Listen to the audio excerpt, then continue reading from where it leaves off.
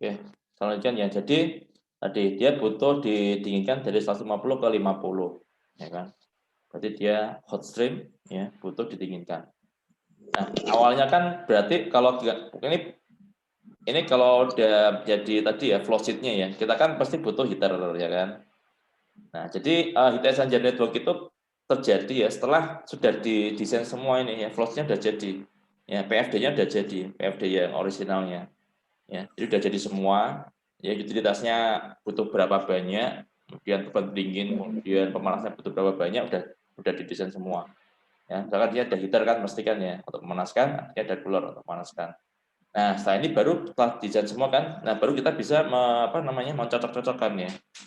Menggunakan tadi heat integration tadi, menggunakan pinch technology tadi. Nah, di sini kan butuh panas, di sini butuh panas, di sini hot stream butuh melepas panas, ya kan? Cold stream butuh menerima panas. Yang hot stream butuh melepas panas. Ini kalau kalornya panahnya ke atas atau ke bawah nih? Panahnya ke atas atau ke bawah ini? Ke atas atau ke bawah panasnya? Arah dari kalornya. Halo? Ada yang tahu nggak? Kemana nih? Atas atau bawah?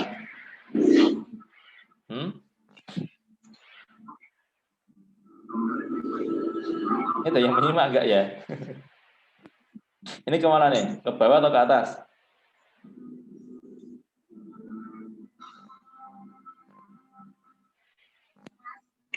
Ini ke atas ya. Ya nanti di sini nanti ada ke atas dia. Kalau kita nanti mau nah ini kita tukarkan ya, kita tukarkan atau kita barter tadi. Ya take and give.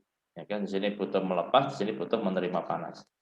Nah, di sini cold stream dia butuh panas ya. Di sini ada hot stream dia butuh melepas panas. Ya berarti dia ininya ke atas. Ya. I-nya ke atas dia. Nukar panasnya ke atas dia.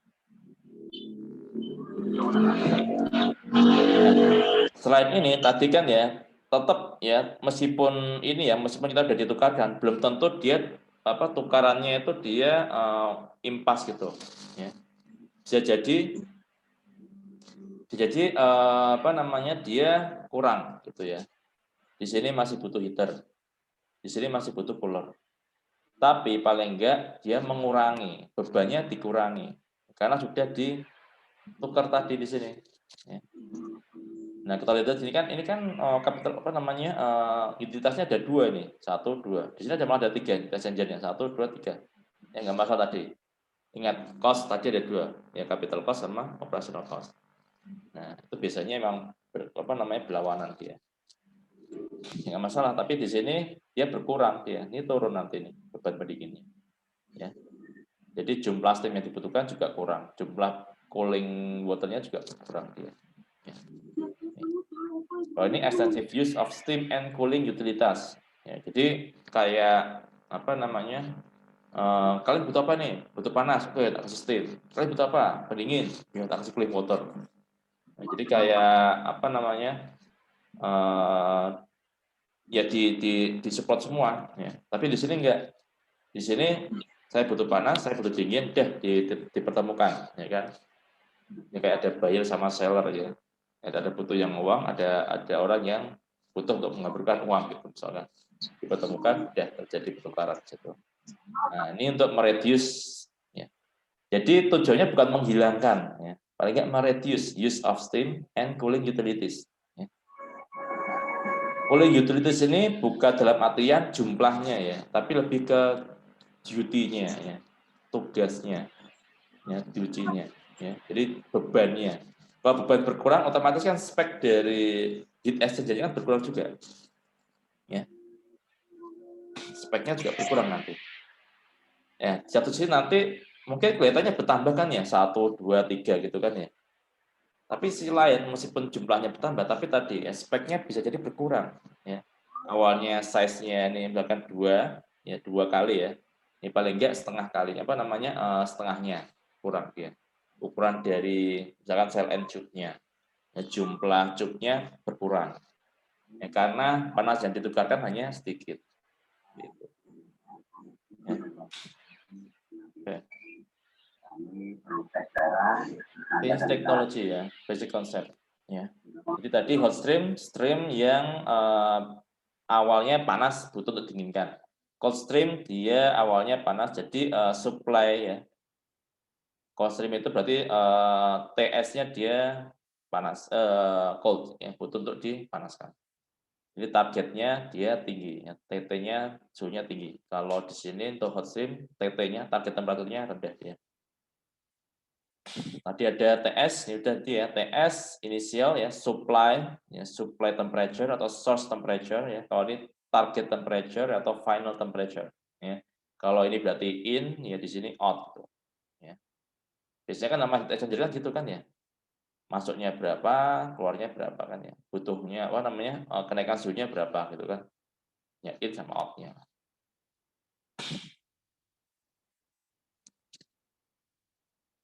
Nah, any flow which requires to be heat or cooled, ya, cooled but doesn't change in composition is defined as stream. Ya. Jadi stream itu didefinisikan sebagai ini. Ya. Jadi dia komposisinya nggak berubah dia. Ya, komposisinya tidak berubah. Itu namanya stream. Ya. Nah, reaction process bukan stream karena dia ada perubahan chemical composition. Ya. Gitu. Jadi selama dia di alirannya itu dia nggak berubah. Ya, itu bisa dikatakan sebagai stream. Soalnya apa? Kita butuh CP-nya nanti konstan ya. Itu kita coba tadi ya, memadukan ya antara hot dan cold stream, dia CP-nya harus konstan. Kalau komposisinya berubah, otomatis kan CP-nya berubah ya. CP rata-ratanya ya, dari komponen A, B, C, D gitu kan, pasti kan berubah dia. Kalau komposisinya berubah. Kemudian ada lagi istilahnya ya, yang dipakai nanti adalah yang namanya CP ya, heat capacity flow rate ya. Jadi capacity dari masing-masing stream ya. Heat capacity flow rate ya. Jadi nanti satuannya bukan apa namanya kilojoule, kilojoule per kilogram derajat Celcius saja, tapi nanti apa namanya rate berarti kan persatuan waktu juga nanti ya. CP ya.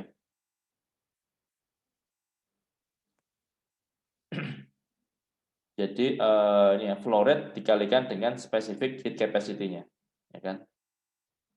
Berarti tadi kan kilojoule per kilogram derajat Celcius itu adalah heat capacity-nya kan ya, kilojoule per kilogram derajat Celcius. Dikalikan dengan mass flow rate-nya kilogram per second atau kilogram per jam misal. Ya. Mungkin kilogram per second ya. Soalnya nanti kan pakainya biasanya yang energi itu watt ya. Jadi watt itu nggak hanya untuk apa listrik aja kan ya. Listrik biasanya kan WH, watt kilowatt hour ya. Bukan ya. Jadi watt itu juga bisa dinyatakan dalam bentuk panas juga kan sama-sama energi dia. Ya. Jadi kalau ini kan dikalikan dengan ini berarti kan kilogramnya hilangannya. Berarti tinggal kilojoule per derajat Celcius per second ya. Berarti kilowatt. Kilowatt per derajat Celcius gitulah. Kemudian, nah, heat capacity-nya diasumsikan konstan ya dia, konstan terhadap temperature ya. Tapi biasanya kalau kalian dulu apa namanya kuliah termodinamika, biasanya kan namanya CP kan dia berubah terhadap temperature kan ya. Meskipun perubahannya nggak ini ya, nggak signifikan ya. Perubahannya nggak terlalu signifikan ya. Makanya bisa diasumsikan konstan dia.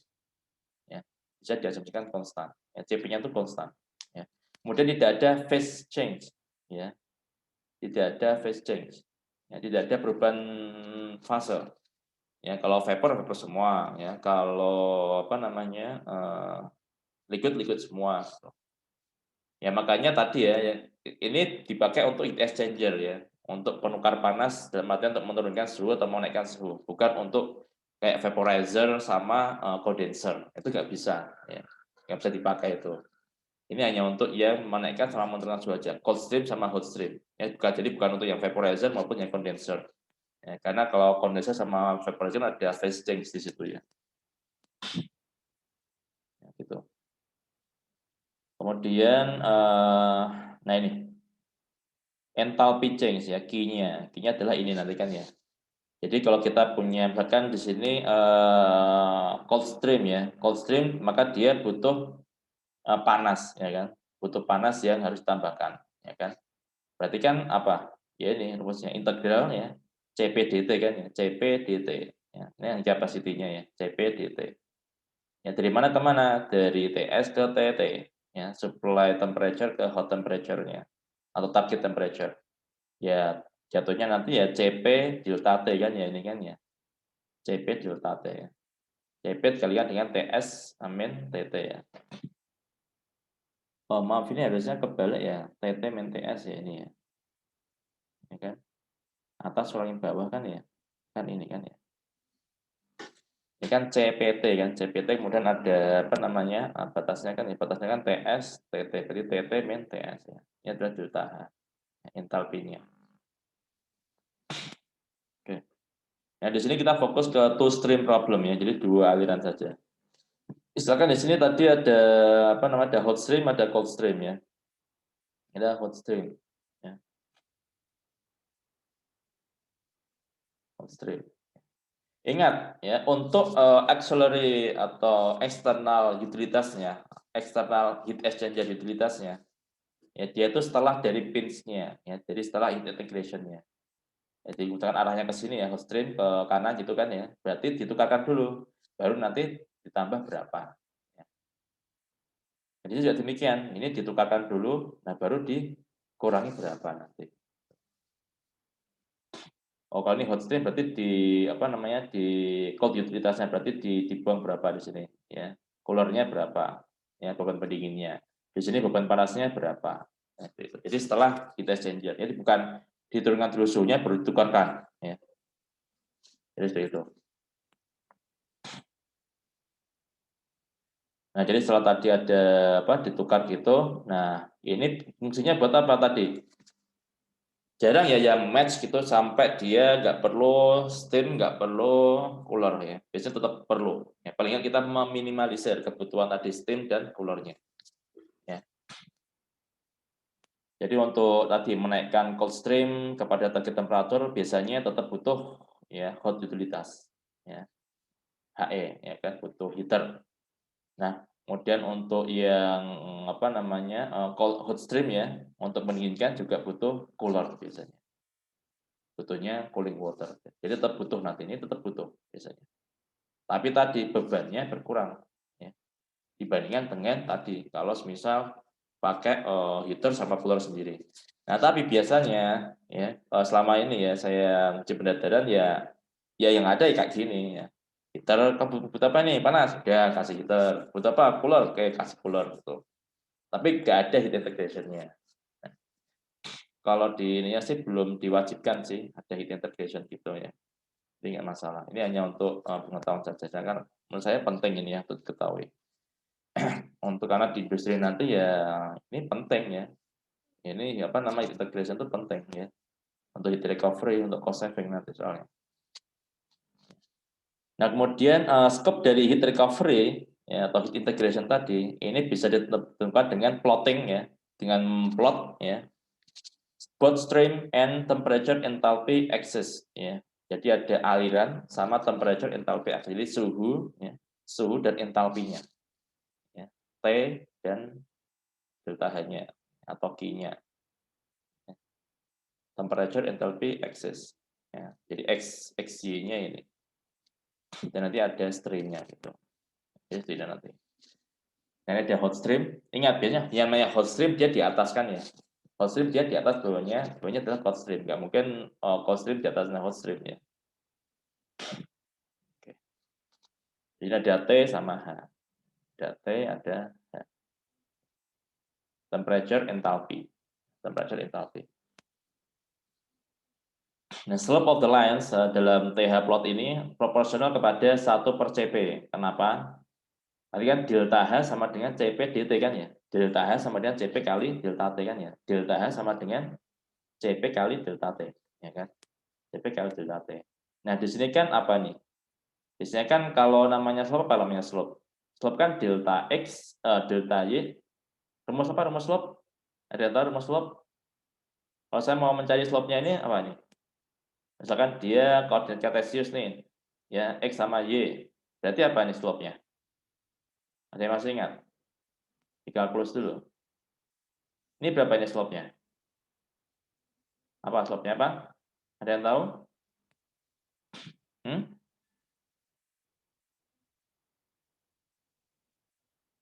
Ini ada yang menyimak enggak ya? Nggak ada respon. Halo, tes. Dengerin saya semua ya. Halo? Iya Pak, Halo Pak, dengerin. Oke. Pak. Oke. Tapi nggak tahu Pak jawabannya Oh, Pak. masa nggak tahu? Kalkulus loh ini. Slope-nya apa slope-nya di sini? Slope adalah delta J per delta X. Ya,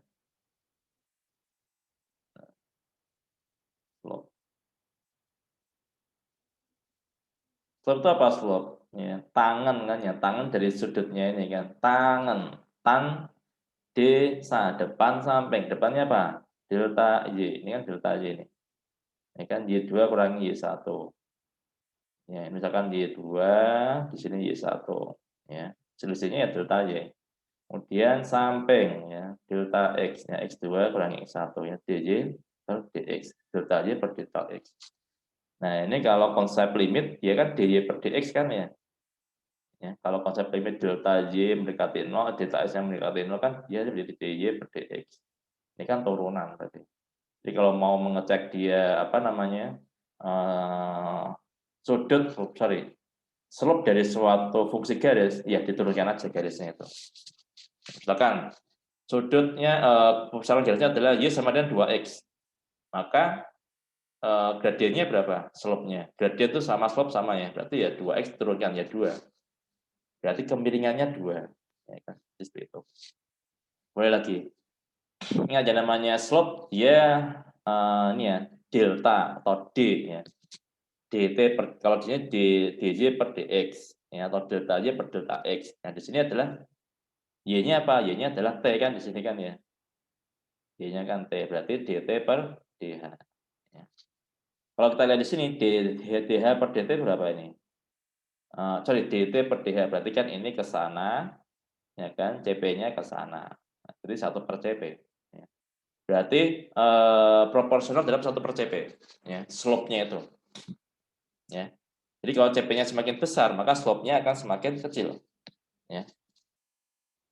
Jadi low CP, ya, kalau heat capacity-nya dari komponennya tuh apa namanya kecil, maka slope-nya akan tajam, steep, ya, curam. Ya, kalau CP-nya tinggi, ya kan, semakin besar kan ya, berarti CP-nya semakin besar, maka slope-nya akan semakin kecil, ya kan? Maka dia shallow. Ya. Shallow itu kayak ya dia tuh kayak landai, ya. Shallow itu landai, steep itu curam. Ya ini bisa dikatakan ini steep. Ya, ini agak landai, ini agak shallow. Nah, shallow ini lebih shallow lagi ya. Bukan slow ya, shallow ya. Ya bisa slow juga ya. Oke. Nah, mana tak rate-nya? Oke. Di sini ada hot stream, di sini ada cold stream ya. The visible heat exchange between the slow stream and the hot stream and the cold stream ya. Jadi intinya hot stream ya must at all ya points be hotter ya than the cold stream ya. Jadi harus lebih panas kan, makanya dia di atas ya. Harus lebih panas dibandingkan dengan cold stream. Ketika ditukar ya. Ketika ditukar. Nah, kalau kita lihat di sini, coba dilihat di sini ya. Lebih panas. Panas itu apa panas? Referensi dari panas itu apa? Suhu kan ya. Kita bisa mengatakan ini lebih panas, ini lebih dingin kan dari suhunya. Nah, ini patokannya di sini. Nah, kalau kita lihat di sini dia sama di sini ya. Nggak mungkin berarti. Ingat, hot stream harus lebih tinggi dibandingkan dengan cold stream. Jadinya kita ini kan, ya. Di sini kan targetnya ini kan ya. Targetnya cold stream-nya kan ini. Ya, mentok di sini ya. Kita nggak bisa lebih dari sini kan ya. Wong saya butuhnya cuma sampai suhu ini aja. Nah, ini kita partisi. Oke, di sini juga demikian. Saya hot stream-nya di sini nih. Ya, mentoknya di sini. Ya udah, kita partisi. Nah, partisi. Kemudian di sini juga partisi, ini target dari hot stream, di sini target dari cold stream. Nah, ada 3 partisi kan ya, 3 bagian. Nah, di sini adalah, nah ini, di sini adalah delta HEX atau delta heat exchange, ya. Heat exchange entalpinya, ya. Nih, overlap ya, region of overlap ya. Jadi daerah overlap ini overlapping kan ya, bertumpukan istilahnya kan ya, overlapping ya.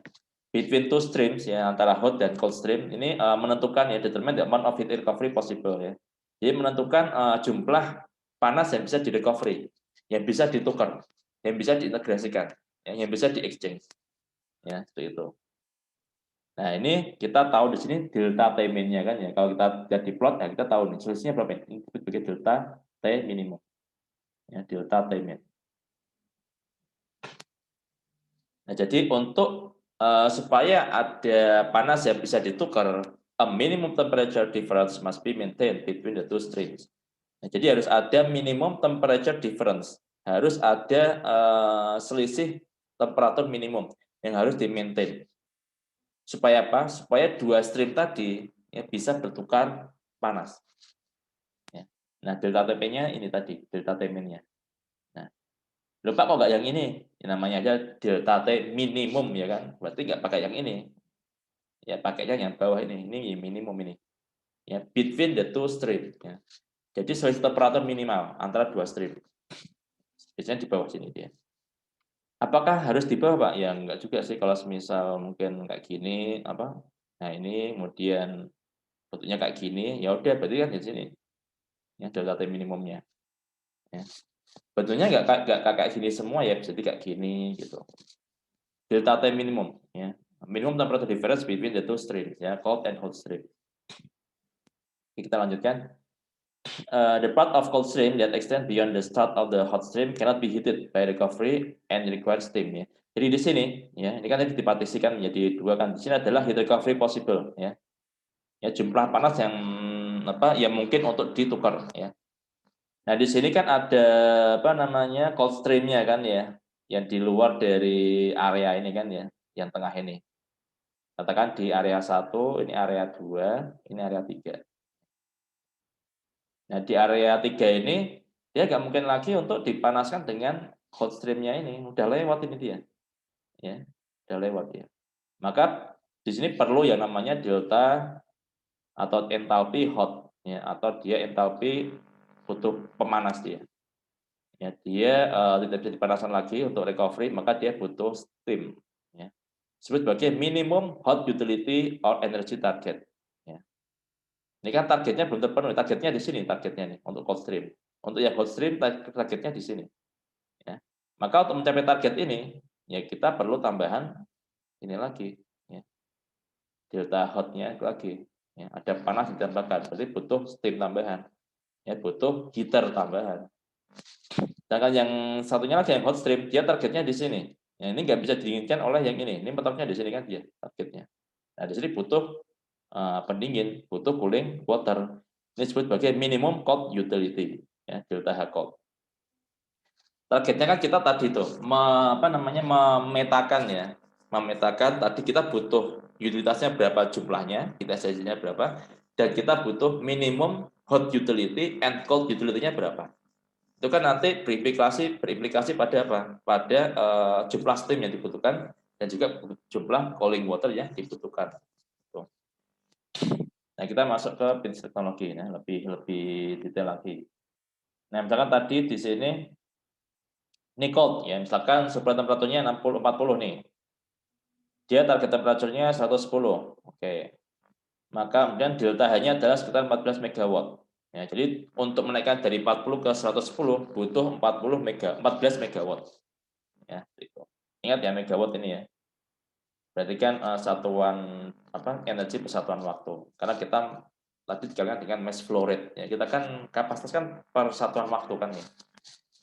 Kemudian hot ya dari 160 ke 40 ya. Dia butuh untuk membuang atau mendinginkan ya, beban pendinginnya adalah kalau positif berarti beban panas ya. Kalau minus berarti beban pendingin. Ya, kita butuh untuk mengambil panasnya sebesar min 12 ya, sebesar 12 megawatt butuh diambil.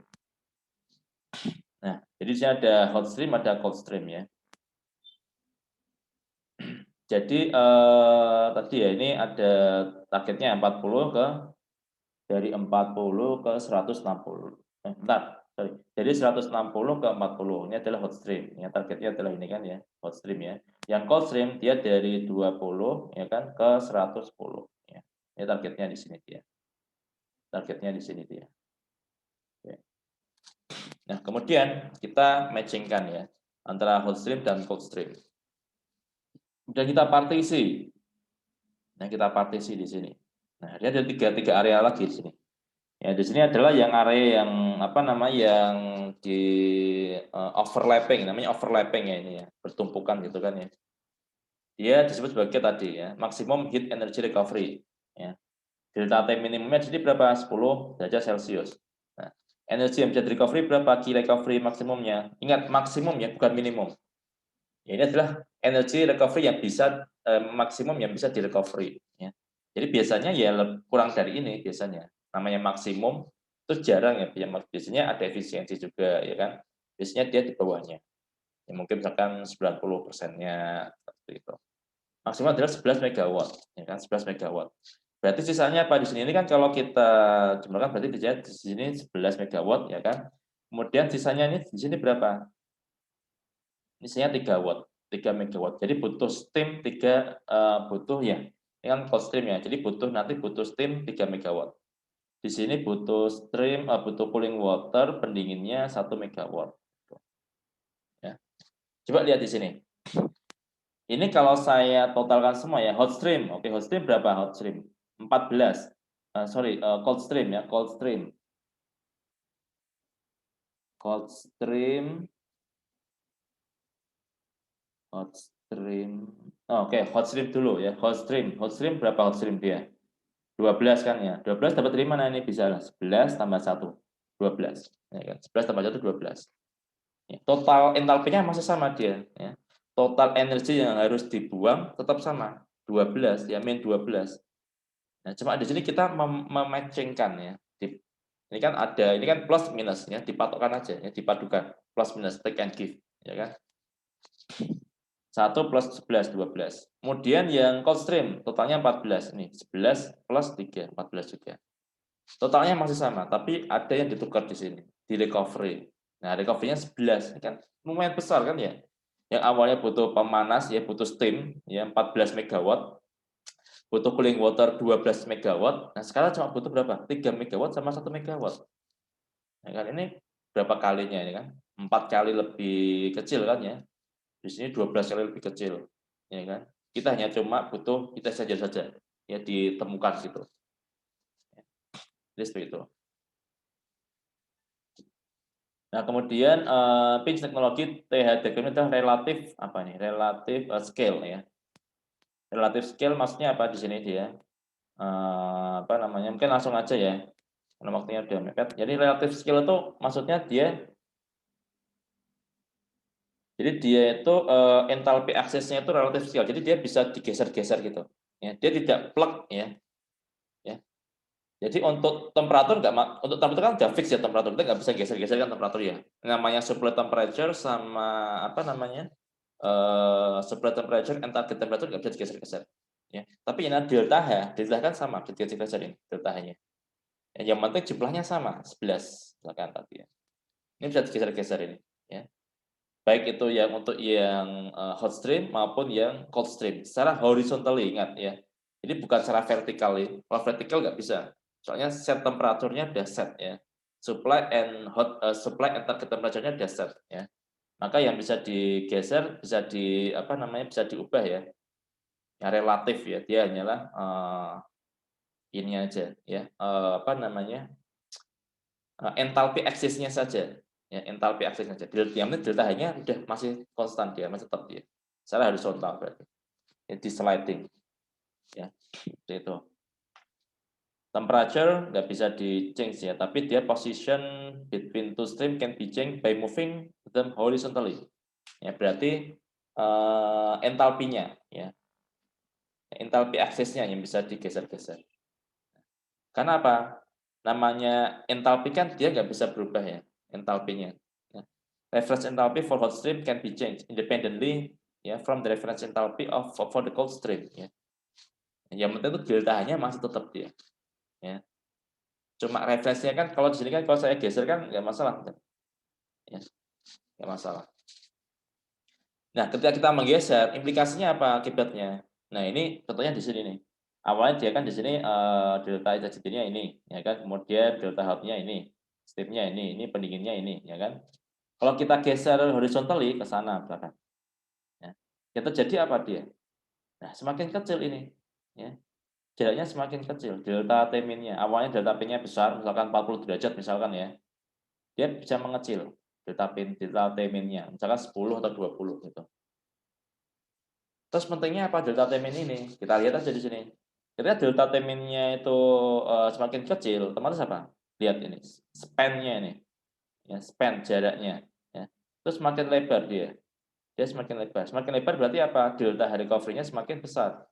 Semakin besar delta H recovery-nya, maka delta H hot-nya dan delta H cold-nya juga semakin kecil dia. Ini kan, ini menjadi jadi segini. Mungkin setengahnya ini kan ya. Ini juga demikian ya. Awalnya segini, ya, awalnya itu, segini ya, jaraknya menjadi setengahnya. Jadi itu. Ya, jadi the amount of heat exchange is increased and the utility requirements have been reduced ya. Jadi panas heat recovery ya, heat recovery maksimum heat recovery-nya bisa ditingkatkan. Ya, consequently ya utility requirement-nya jadi beban panas dan pendinginnya di reduce ya, dikurangi. Seperti itu. Misalnya tadi contohnya ya, tadi ini kan yang awal ya, delta T min-nya 10 nih, ya kan. Delta T min-nya 10. Bagaimana kalau misalkan digeser ke kanan nih, diperbesar, kira-kira yang terjadi apa? Ketika digeser ke kanan ya kan, 20 derajat Celcius ya delta T min-nya. Ternyata key recovery-nya 10 megawatt ya, 10 megawatt. Nah, kita lihat di sini, ini kan nggak terlalu signifikan kan ya? Ya, 11, 10 nggak terlalu signifikan. Maka ini menjadi patokan nanti ya. Delta T min yang apa ya istilahnya yang banyak dipakai lah istilahnya ya. Ya rule of thumb-nya biasanya ya 10 20 ini, ya, delta T min-nya ini ya. Jadi jangan sampai lebih dari 20, jangan kurang dari 10. Ya. Apalagi 5 ya. 0 apalagi nggak mungkin itu. Kenapa 0 nggak mungkin kita lihat alasannya. Kalau 25 ya nanti rugi kan ya. Ya paling nggak inilah 10 20 inilah ya. Ya ini kenapa ya 0 nggak mungkin ya. Jadi importance of delta T min ini adalah ini bisa men-set relative location ya of the hot and cold stream ya in this two stream problem yang bisa nanti menentukan ya amount of heat recovery-nya. Heat recovery-nya itu berapa jumlahnya. Ya, semakin dia kecil delta P min-nya, dia semakin besar heat recovery-nya. Tapi ada batasnya tadi ya, paling 10 20 tadi itu ya. Nah, bagaimana kalau kita menempelkan plug gitu kan ya, kita tempelkan nih, kita geser sampai antara hot stream dan cold stream itu nempel, plug gitu kan ya, nempel, ya, nempel. Nah, ketika nempel ya, berarti kan delta T-nya 0 ya kan. Delta T itu apa sih? Delta T adalah temperature driving ya, driving force ya. Jadi yang namanya pernukaran panas ya, dia namanya delta T ya. Jadi apa namanya? Suatu ada dua aliran ya, dia bisa berpindah ketika apa? Ada delta T-nya ya. Delta T adalah driving force dari suatu perpindahan kalor ya. Ketika delta T-nya 0 ya, driving force-nya 0 ya, maka heat exchange surface-nya infinite ya, nggak terbatas ya. Jadi ukuran heat exchange-nya tuh ya infinite ya, nggak bisa. Ya, ini impossible ya, nggak bisa. Nah, ini heat exchanger is said to be pins. Nah, istilah pins tuh ditempelin gitu ya. Jadi namanya pins teknologi itu ditempelkan, tapi nggak sampai nempel ya. Kalau sampai nempel ya ini delta T-nya 0 ya, driving force-nya 0, maka butuh heat exchanger surface yang infinite. Nah, seperti itu. Jadi nggak mungkin ya. Yang penting 10 20 ini aja fokusnya. Ini adalah contoh dari apa namanya? Ini kaitannya nanti dengan ini ya, apa namanya? Temperature driving force-nya kan LMTD ini ya, limit apa namanya? Log mean ya, temperature difference ya. Log mean temperature difference ya, delta T-nya ini. Ini nanti kan kaitannya kalau penghitungan ini kan dengan surface area dari heat exchanger-nya kan ya ini. Ya kan kalau kalau 0 ya infinite dia kan ya. Semakin kecil delta T-nya ya, LMTD-nya dia semakin besar ininya kan ya. Semakin besar apa? Surface area-nya ya.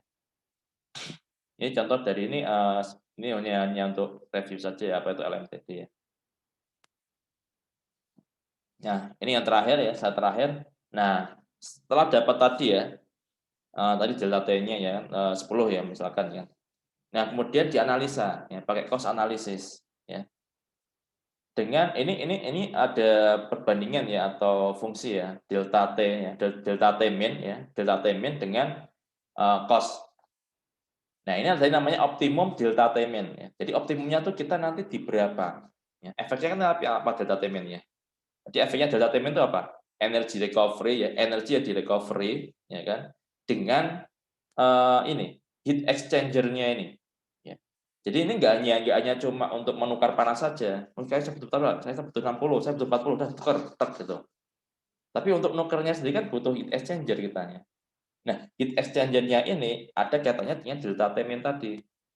Ya, ketika delta T min-nya ini semakin besar, ya kan? Delta T min-nya ini semakin besar, ya.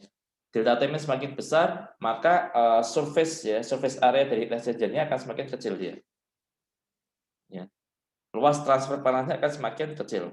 Kalau luas transfer panas semakin kecil, maka capital cost heat exchanger-nya speknya akan semakin kecil pula kan ya. Maka capital cost-nya akan semakin kecil. Nah ini, capital cost akan semakin kecil. Tapi kalau delta T-nya semakin ke kiri ya, semakin kecil delta T optimumnya ya, delta T min-nya ya, semakin kecil ya, decrease.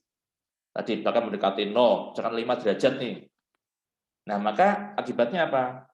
Ya, kalau delta T min-nya semakin kecil, maka dari surface area ya, luas kontak luas transfer panasnya dia semakin besar. Otomatis tadi heat exchanger juga speknya semakin besar. Maka capital cost-nya, nah lihat, capital cost-nya akan semakin besar pula, naik dia.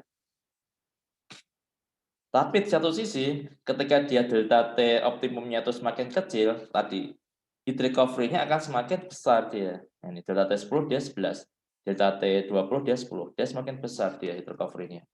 Ya. Kalau heat recovery semakin besar, otomatis kan minimum energy requirement ya untuk yang steam dan cooling water ya, yang auxiliary tadi kan semakin kecil pula kan ya. Kalau yang ditukar udah banyak, berarti kan sisanya kan tinggal sedikit. Maka energy cost-nya ya energy cost-nya akan semakin kecil. Ya, kalau delta T-nya semakin kecil. Tapi kalau delta T-nya semakin besar, maka energi yang bisa di-recovery semakin sedikit. Kalau energi recovery yang di-cover semakin sedikit tadi, semakin sedikit, maka minimum energy requirement untuk beban pemanas dan pendingin dia akan semakin besar pula. Karena semakin besar pula, ya maka butuh steam dan cooling water yang semakin banyak. Yang otomatis energy cost-nya bertambah. Nah, seperti ini. Nah, ini kita lihat nanti ya. Ketika dia dipatokkan ini ya, dipadukan ya antara ini optimization ya. Nah, kita akan dapat kurva tambahan. Nah, di sini dia paling minimum berapa di sini? Nah, ini adalah dapatkan delta T optimumnya. Ya. Nah, biasanya delta T optimumnya ini biasanya flat ya. Jadi antara range 10 sampai 30 ini ya. Ya, 10 antara 10 sampai 30. Tapi harus dicek dulu di sini ya. Jadi bukan langsung 10 aja deh gitu.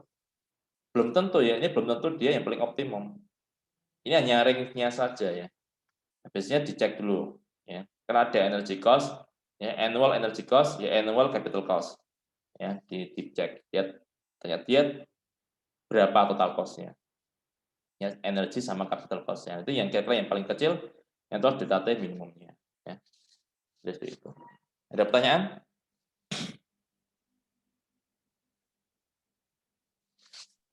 Halo? Ada pertanyaan nggak nih? Sudah jelas ya? Jelas, Pak. Oke.